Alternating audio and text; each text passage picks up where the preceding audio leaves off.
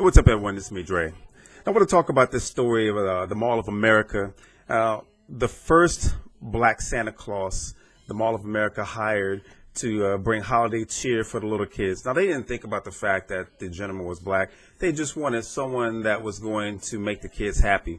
Now, because of that, of course, white America has lost their fucking mind. The same as when white America lost their mind and got all pissed off at the fact that the cast for Luke Cage, a black superhero from Marvel Comics, the show on Netflix, didn't have a supposedly diverse cast of character. You're talking about a character based in Harlem, New York, which is predominantly black and Puerto Rican and Dominican and such. There are white people, but the show was focused around the black superhero, and white people got upset because they felt like there was no representation. But when you look at Daredevil, you don't see a lot of black people on that unless they're playing the typecasted thugs and criminals and such.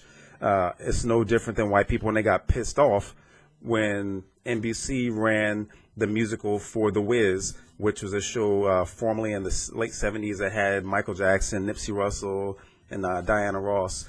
And it's kind of a black version of The Wizard of Oz.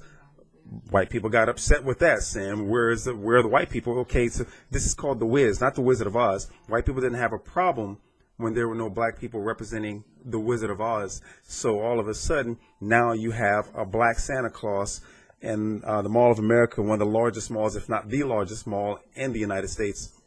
And all of a sudden, people are calling to ban the Mall of America simply because they have a black Santa Claus. Now, in light of Colin Kaepernick taking a knee during the national anthem, and people all of a sudden saying that it's unpatriotic and is disrespecting the service members that have served this country. Well, when you consider the fact that this gentleman, last name Johnson, he's a retired U.S. Army serviceman. So where is his respect? All of a sudden, they're saying, white people are saying Santa Claus wasn't a nigger and such. Where's the respect for the U.S. military and his service to this country? So all of a sudden, a black man can't play Santa Claus, a fictitious character, but you have Liz Taylor playing Cleopatra, an Egyptian queen, far from white, with blue eyes. So it's all right when white people have a character of some sort of ethnic background, whether it's Asian or black or Hispanic, and they whitewash the character, which Hollywood has done throughout the history of cinema and theater.